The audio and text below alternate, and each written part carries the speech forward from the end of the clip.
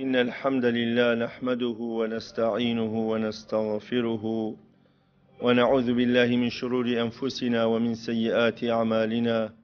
من ناوم عبد الملك سعيد سرقتي والدي حفتام بسنوي بينجي نوصد نودل أخاف دام مزراون وإماما وخطيبا يسا إمام لمزقوتي عبد الرحمن كوري عبد نصر بهان الدنيا كان وإمام خطيبي شملا مزقوتي إمامي مسلمي خرمال أو مزقوتا قولة دوقات الحمد لله بر أبيها من قنجة بدق من في لبيني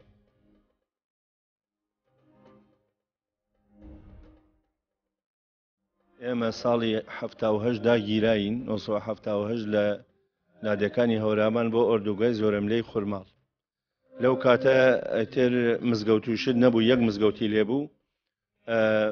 ئێمە ئەو کاتە دەرزمانە خوێن دەرزی قورئان لەگەڵ قورئانەکەشە یاریمان ئەکرد. هەموو مزگەوتێتی پێکی بۆ خۆی هەبوو کەواتە وەرزش و قورئان خوێن و عیبادەت تێکەڵا بوو. ئێمە لەگەڵ قورئان خوێندن و لەبەرکردنی قورئانە مامۆستا هەفتەیە 2 جاری بۆ دانابوو نەچینە وەرزشمان ئەکرد، ئەویش دووگۆڵی بوو. بۆ ئێستا دووگۆڵی بووە تەیارێکی جیهانی هەموو لە هەموو عالەما بڵین لە هەموو بوارەکانی وەرزشی تردا جمهوریەکی تایبەتی خۆی هەیە و تاموجێژێکی تایبەتی خۆی هەیە. لەگەڵ ئەوەی ئیمام و خەتیب بوو هەموو قورئانم لەبەرە تا ئێستا سوپاس بۆخوا کە تەمەنم 54 ساڵە وازم لە وەرزش نەهێناوە. بۆیە ئەو کاتە ئێمە مامۆستاکانی ئێمە دەستیان گرتین بۆ مزگەوت و بۆ گۆڵێن و بۆ ساحە و بۆ وەرزش.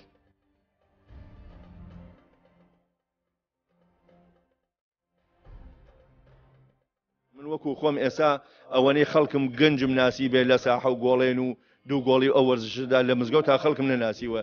من 40 ساڵە زەماعەتەکەم هەر ئەو دوو سەفەیە لە پشتمەوەیە، بەڵام کاتێ ئەچمە ساحە خەڵک بە چەپڵە باران پێشوازیم لێ یەکا. بەڕاستی ئەمە دەستکەوتێکی هەم ئیمانیە هەم عیبادەتی هەم وەرزشیە. بەڕاستی مامۆسای ئاینی لە ناو ساحە بێ پێم وابێ کێشە کەمتر ڕوەدا. خەڵکی ئێمە تەبع و ئینسانیەتی لەگەڵ مامۆسای ئاینی ڕاهاتوە. بەڕاستی حیفە مامۆسای ئاینی هەر لە میحرابا بێ هەر خەریکی وتار بێت.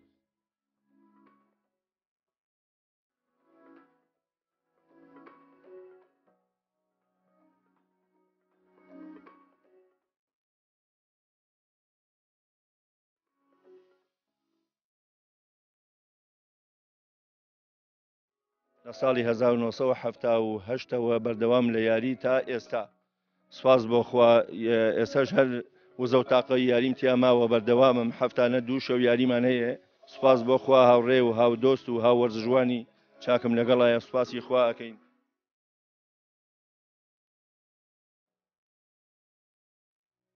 ئێمە کاتێ لەگەڵ مزگەوتا لە هەڵەبجەی شەهید بوون خورماڵ بەرتۆب درابوو، ئێمە دەرزی قورئانیان بۆ دان لە مزگەوتا. من هەموو قورئانم لەبەرە لەگەڵ دەرزی مزگەوتی قورئانە ڕۆژانە هەفتانە 2 ڕۆژ یاریمان هەبوو لە ساحە. مامۆستاکان وایان فێکردین زوو، بەڵام ئیتر ئەمە هیوایەتە. من هیوایەتم دوای عیبادەت و نوێژ و تەراویح و عیبادەت نییە، هیوایەتم وەرزشە. هەورامان وەرزش دۆستە، هەر لە زەمەنی هەفتاوەشتەکانەوە تا ئێستا وەرزش لە خورماڵا بەردەوامە. 2-3 ساحەی تاتانی تایە، ساحەی گەورەی تایە، دەوران ئەکرێتەوە.